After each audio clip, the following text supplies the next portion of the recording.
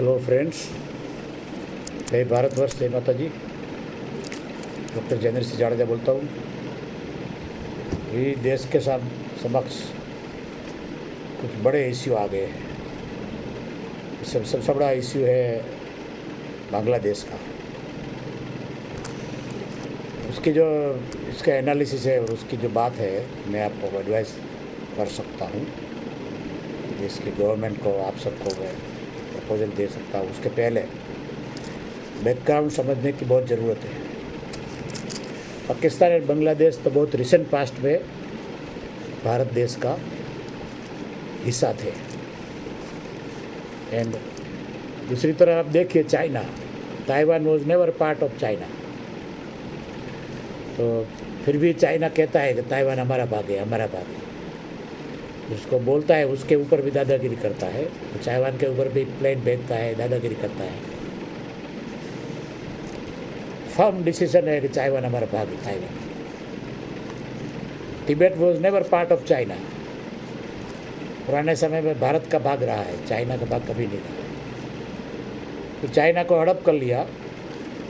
तो हमारे उस टाइम के जो प्राइम मिनिस्टर और दूसरे लोग थे, हाँ हाँ हाँ करके, हाँ हाँ आपका पार्ट है, आप सामने से एक्सेप्ट कर लिया। एक्सेप्ट नहीं किया तो हमारे बार्गेनिंग पॉइंट रहता। तो चाइना करता है दावा अपने दूसरे पार्ट में, अरुणाचल में, दूसरी जगह पे। तो हमारे पास और बार्गेनिंग पावर रहता। We should never have been accepted Tibet as the part of China. Hong Kong तो 100 साल से ब्रिटेन का था, वो भी चाइना ने ले लिया। 100 साल के ब्रिटेन का था, उसको ऑलरेडी दे दिया था। तो उसकी जो मानसिकता, देश की जो बाउंड्रीज है, पहले माइंड में, राजकर्ताओं के माइंड में होता है। पहले ब्रेन में आता है, फिर बाउंड्री बनती है। तो पाकिस्तान और बांग्लादेश को भारत का ही भाग था। ब्रिटिश की कनिंगनेस से और दूसरे लोगों को हवा दे के, मोहम्मद अली जिन्ना जैसे लोगों को हवा दे के हमारे से अलग किया है। Again we had not only that, in 71 we had conquered lot of areas of Pakistan and we had conquered Bangladesh। जो अभी बांग्लादेश बना है, वो बनाने की क्या ज़रूरत थी? हमारा पार्ट ही था पहले से, तो हमने जीत लिया 71 में। There was a golden chance, हम भारत में मिला देते। मे बी आपको ऐसा लगे तो ऑटोनोमस बनाइए, सोवेरेन कंट्री मत बनाइए, ऑटोनोमस रीजन बनाइए। वो उनका देखे, हम देखें। एक्सेप्ट डिफेंस, फाइनेंस, 2-3 चीज़ छोड़ के सब हो अलग ही रहे। 2-3 चीज़ छोड़ हमारे पास रखे, जैसे हमारे दुश्मन तो उसमें पैदा नहीं हो, टेररिस्ट तो पैदा नहीं हो। ऑटोनोमस रीजन बना देते हम बांग्लादेश को। अलग रखने की क्या ज़रूरत थी? वो इलेक्शन अपना करें, अपना मैनेजमेंट वो खुद करें।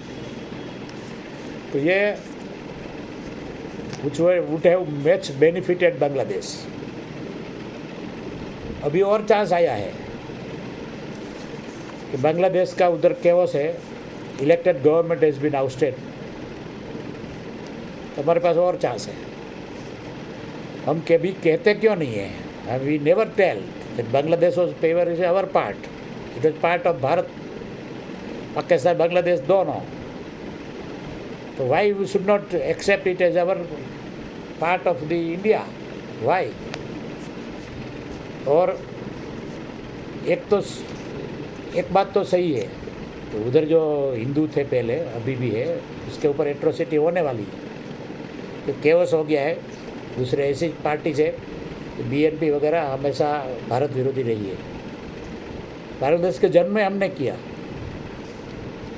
तो एटलीस्ट करिए। We should never tolerate the enemy government in the Bangladesh.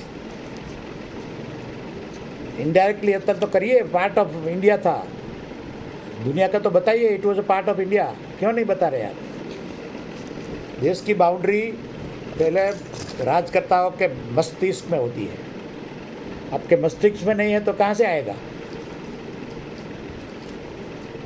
और ये Bangladesh was one of the rare country, Islamic country, जहाँ पॉपुलेशन मेजोरिटी इस्लाम है, इस्लामिक पीपल है, फिर भी डेमोक्रेसी थी। It is a rare example. दो चार कंट्री है ऐसे जो स्टिल जो ऐसे स्ट्रक्चरल डेमोक्रेसी है, ऑटोक्रेसी जैसा तो हो गया है। तुर्की में है, ट्यूनीशिया में हो सकता है दूसरा, अदरवाइज नेवर सर्वाइव्स। और it was one of the fastest developing nation, one of the fastest developing nation थे वर्ल्ड में। इसका डेमोक्रेसी भी डेवलप हो रही थी और तो सबको रूइन कर दिया। तो आपके पास और चांस है। बांग्लादेश पार्ट ऑफ इंडिया था, संघर्ष तो करना पड़ेगा। If you avoid the war will come to your doorsteps. इतिहास में मैंने देखा है। तो हम क्यों ऐसा नहीं करते? मैं बस्तिक होना चाहिए। बांग्लादेश पहले हमारा भाग था, जो अफगानिस्तान भी भारत का भाग था। गांधार सब देखा है प्राचीन समय में। इवन 683 में फोर फादर्स वे ruling over the Ghazni and half of the Afghanistan. तो हिस्टोरिकल बैकग्राउंड तो हमारा है, दूसरे कंट्री का नहीं है। इट इज ऑटोनोमस रीजन बनाइए, उन लोगों को वही इलेक्ट करे, वही करे। तो हम क्यों उसमें दुश्मन पैदा करें? जो नेबरिंग कंट्रीज है, श्रीलंका भी भारत का भाग था, पाकिस्तान, बांग्लादेश, नेपाल, भूटान सब भारत के भाग थे। तो हम मेंटली एक्सेप्ट नहीं करते हैं कि भारत भाग था, तो कहाँ से आएगा?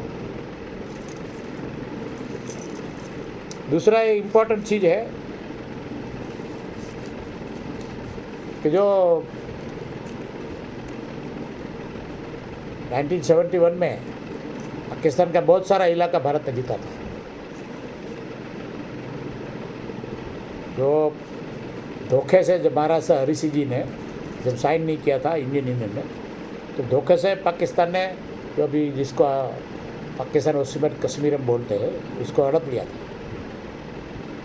तो आपने वॉर में, ऑफिशियली वॉर में आपने बहुत सारा इलाका पाकिस्तान का जीत लिया था। तो दूसरा कुछ भी नेगोशिएट करे बगैर आपने क्यों दे दिया? क्योंकि आपके माइंड में ही सबमिशन है। सबमिसिव माइंड, डोसाइल माइंड होता है, दूसरों के नीचे रहने का माइंड होता है। इस राजकर्ता के माइंड में मान होता है, तो बाउंड्री वैसे ही बनेगी। तो हमारे पास गोल्डन अपॉर्चुनिटी थी, तो हमने क्यों दे दिया? देने की ज़रूरत नहीं थी।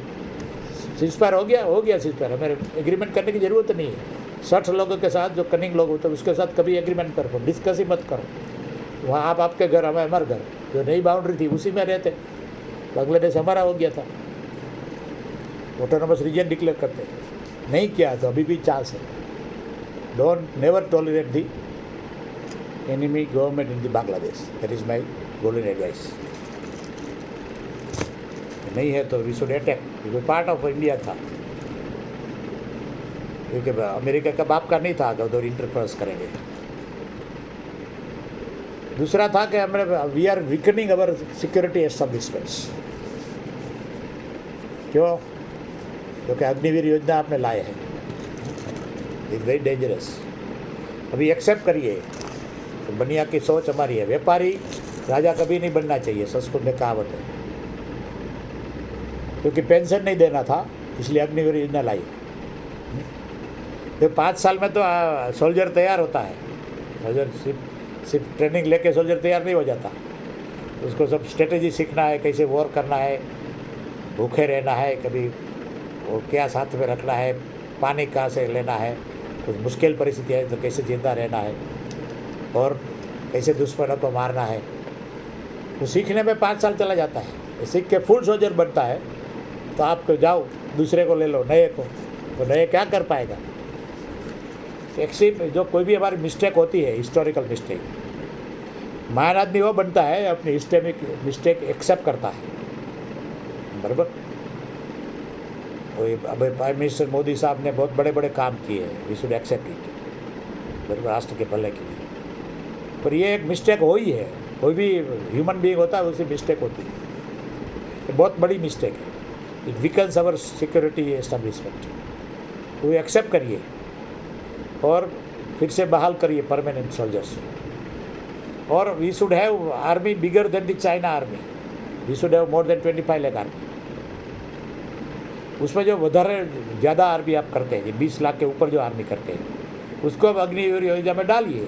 उसको 20 लाख तो स्ट्रॉन्ग आर्मी है, 5 लाख ऐसी आर्मी है, 5-6 लाख कि जो आती जाती रहेगी, फुली ट्रेन नहीं, सपोर्ट करेगी। 1 साल ट्रेनिंग होने से ट्रेनिंग नहीं होता, फुली ट्रेन चाहिए। आपको तो ज़्यादा ज़रूरत है, 15 से जगह आपको जो कम खर्चा करना है पेंशन में, तो 15 जगह 20 साल कर दीजिए। सोल्जर की जो अभी 15 साल थी परमानेंट कमीशन, उसको 20 साल कर दीजिए। आदमी इतना बूढ़ा नहीं हो जाता है और ट्रेन हो जाता है। 18 साल एज आता है, 20 साल में आता है, 21 साल के बाद को आर्मी में लेते नहीं है, तो 40 साल में क्या बूढ़ा हो जाता है। तो ये सब ज़रूरत है अपने को सोचने की, रीथिंक करने की। मस्तिष्क में अपना जो भारत था, बृहद भारत था, वो जो बनाने का मस्तिष्क में होना चाहिए। एटलीस्ट क्लेम करना चाहिए, मानसिक तो क्लेम करो। चाइना तो जो नहीं है वो भी सब क्लेम करता है। सारी दुनिया का जो है साउथ चाइना सी तो क्या हमारा है, किसी को घुसने नहीं देता है, तो वॉर हो जाएगी। तो वैसा नहीं करे, वो अपना था उसका तो एटलीस्ट क्लेम तो करिए। तो ये संदेश मुझे देना था, गवर्नमेंट को एडवाइस भी देनी थी। सुने नहीं सुने अलग बात है, अपनी फ़र्ज है। जब नागरिक जागृत, सिटीजन अवेयरनेस आएगी, नागरिक जागरूक होंगे तो सरकार को आज नहीं कल स्वीकारना पड़ेगा। बहुत बहुत धन्यवाद। आप सब वीडियो देखते हैं। जय भारतवर्ष।